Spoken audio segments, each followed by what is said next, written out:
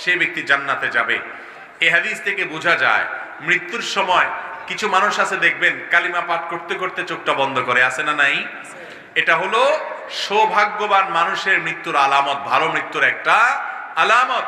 দুনিয়াতে যারা সব সময় আল্লাহকে স্মরণ রাখে, লা ইলাহা ইল্লাল্লাহ এটাকে অন্তরে জায়গা দিয়েছে, একত্ববাদের প্রতি ভালো করে বিশ্বাস করেছে, এই লোকগুলোর মৃত্যুর সময় সারা জীবন যা বলে মৃত্যুর সময় মুখ দিয়ে সেটা বের হয়। অতএব সারা জীবন শুধু পয়সা পয়সা যদি করেন, মৃত্যুর সময় হয়তো ওইটাই বের হবে, আল্লাহ মাফ করুক।